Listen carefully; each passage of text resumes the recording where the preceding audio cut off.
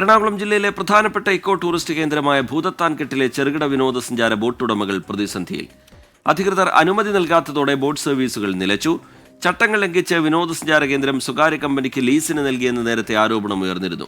Boating നിലച്ചതോടെ കേന്ദ്രത്തിലേക്ക് സഞ്ചാരികളും എത്താതായി.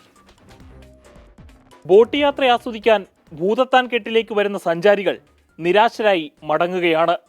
10 മാസമായി കരയ്ക്കടുപ്പിച്ച ബോട്ടുകൾ നോക്കി ബോട്ടുടമകൾ നിസ്സഹായരായി നിൽക്കുകയാണ്. 20 വർഷത്തേക്ക് ഇവിടം സ്വകാര്യ കമ്പനിക്ക് ലീസിന് കൊടുത്തതാണ് നിലവിലെ അനിശ്ചിതാവസ്ഥയ്ക്ക് കാരണമെന്നാണ് ആരോപണമുയരുന്നത്. 2024 മെയ് മാസം 18-ാം തീയതി ഞങ്ങൾ ബോട്ടെല്ലാം നിലവിൽ കരക്കയറ്റി വെച്ചേക്കുന്നതാണ്. സാധാരണ എല്ലാ വർഷവും ഡിസംബർ 20-ാം തീയതി മുതൽ ബോട്ട് ഇവിടെ ഭൂതത്താൻകെട്ടിൽ ഓടി തുടങ്ങേണ്ടതാണ്.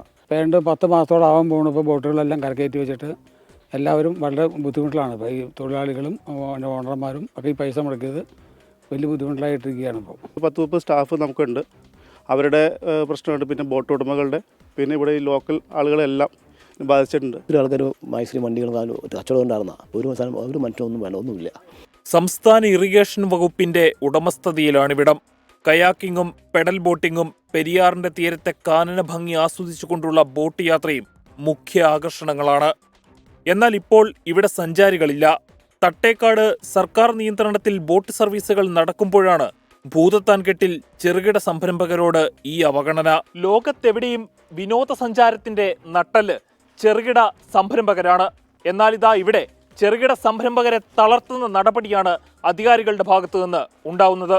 കോഴിക്കോട് ആസ്ഥാനമായി പ്രവർത്തിക്കുന്ന FICT redefine destination private limited എന്ന സ്വകാര്യ കമ്പനിക്ക് ഭൂതത്താൻകെട്ട് 20 വർഷത്തേക്ക് ലീസിന് നൽകിയുള്ള സർക്കാർ ഉത്തരവ് അടുത്തിടെ പുറത്തിറങ്ങിയിരുന്നു. 125 കോടി രൂപയുടെ നിക്ഷേപം കമ്പനി ഇവിടെ കൊണ്ടുവരുമെന്നാണ് അവകാശവാദം. ഇതിനെ രൂക്ഷമായി വിമർശിച്ചുകൊണ്ട് പ്രതിപക്ഷം. കോഴിക്കോട് ആസ്ഥാനമായി മുഹമ്മദ് റിയാസിന് ബന്ധമുള്ള ഒരു കമ്പനിയാണ് 25 കൊല്ലത്തേക്ക് ഈ പെരിയാറിൻ്റെ പൂർണ്ണമായ ലീസിംഗ് എടുത്തിരിക്കുന്നത്. ടൂറിസം ആവശ്യങ്ങളുടെ പൂർണ്ണമായ ലീസിംഗ് എടുത്തിരിക്കുന്നതെന്നാണ് മനസ്സിലാക്കുന്നത്. അത് പുഴ വിൽക്കുന്നതിന് സമാനമാണ്.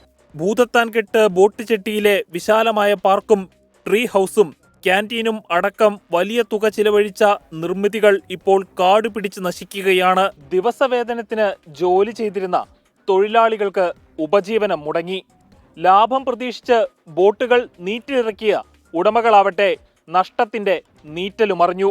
സുതാര്യമായ ഒരു മറുപടി പോലും നൽകാൻ ഇറിഗേഷൻ ഡിപ്പാർട്ട്മെന്റോ ടൂറിസം വകുപ്പോ ഇതുവരെയും തയ്യാറായിട്ടുമില്ല. ക്യാമറമാൻ MT അധീഷിനൊപ്പം അമൽ സുരേന്ദ്രൻ, 24 കൊച്ചി.